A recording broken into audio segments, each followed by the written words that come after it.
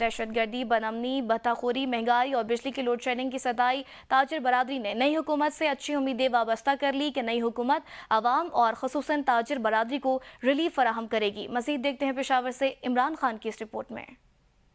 सियासी हालात की गैर यकीनी और अदम इस्तेहकाम, दहशत गर्दी, बदअमनी और भत्ताखोरी का भी सामना, महंगाई और बिजली की लोड शेडिंग भी उरूज पर। इस सारी सूरत हाल में अवाम और खुसूसन ताजिर बरादरी मायूसियों का शिकार है। नई हुकूमत के क़याम पर ताजिर बरादरी ने अच्छी उम्मीदें वाबस्ता कर ली हैं। कारोबारी तबका पुर उम्मीद है कि नई हुकूमत अवाम और खुसूसन ताजिर बरादरी को रिलीफ फराहम करेगी। सूबे में तहरीक इंसाफ की हुकूमत बन गई। अवाम और खास कर कारोबारी तबके ने अपने वोट से PTI को कामयाब कराया। अब पेशावर के ताजिर उम्मीद करते हैं कि PTI हुकूमत इनकी फलाह बहबूद और दरपेश मसाइल के हल के लिए अमली इक़दामात उठाएगी और महंगाई पर भी काबू पा लेगी। आपस में झगड़ा कर रहे हैं, सीटों पर ही होला है, लेकिन हम ये इनसे तवक्को करना चाहते हैं कि हमें सस्तवाई करें और अवाम को रिलीफ दें। पेशावर के ताजर गुज़िश्ता 2 दहाइयों से दहशतगर्दी, भत्ताखोरी और बदअमनी समेत इजाफी टैक्सेस से मुतासिर हैं, जिसकी वजह से कारोबार मुतासिर हुआ है। हमारी ख्वाहिश है और उम्मीद है कि नई हुकूमत बेहतरी के लिए अमली इक़दामात उठाएगी। 30 रुपए कराया था, अभी 70 रुपए कराया। आप पे उसको पेट्रोल महंगा है